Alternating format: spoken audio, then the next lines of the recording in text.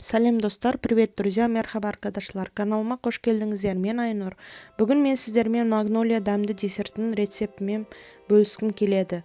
Бұл біздің отбасымыздың сүйікті десерті. Біз бұл тәттіні апта сайын жасаймыз. Ыңғайлы кастрюльге 1 литр сүт құйыңыз. Сүттің майлылығы маңызды емес.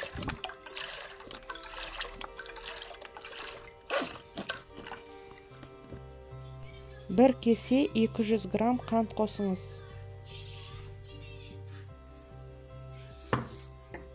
Екі ас қасық ұн қосыңыз.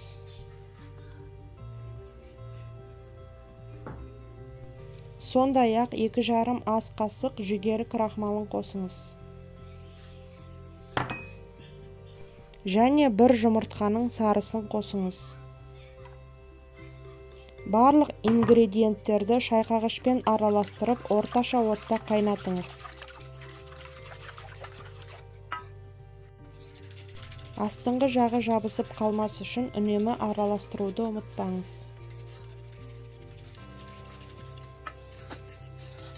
Крем қоюланды оттан алыңыз. Мен стрейч қаппен жауып суытуға қалдырамын. Мен кремді басқа ыдысқа босатамын. Сонда креміміз тез суиды.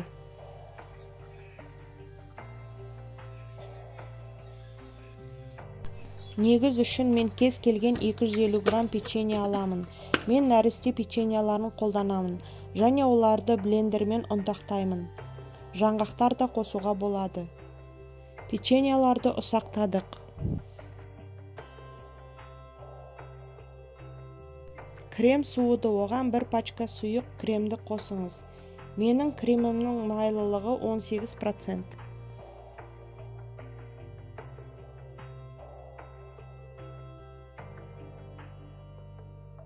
Сондай-ақ кремге 1 пакет ванильді қант қосыңыз. Кішкене кремді шайқаңыз. Қол шайқағышпен де араластыруға болады. Крем дайын.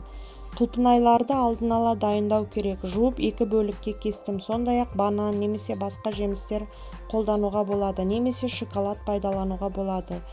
Десерт стаканын алыңыз. Алдымен печенье ұнтақтарын, келесі қабат крем, үстіне құлпынай салып қайталаңыз.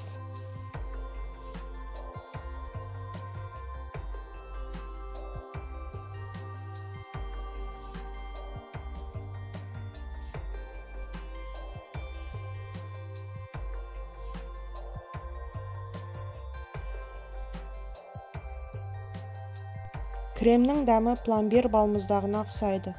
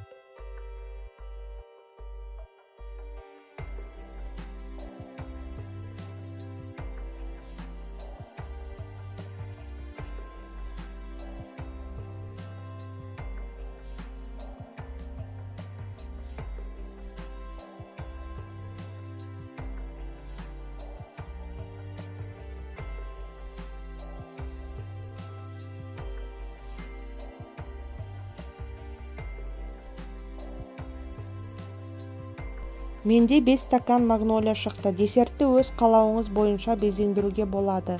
Аузыңызда еритін дәмді магнолия сіздің сүйікті десертіңізге айналады.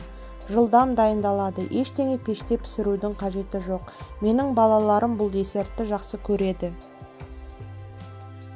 Міне видеоның соңына келдік, қымбатты достар. Көргендеріңізге рахмет. Жазылыңыздар, лайк басыңыздар. Барлығыңызға сәттілік және сау болыңыздар. Пока-пока. Хоşça kal.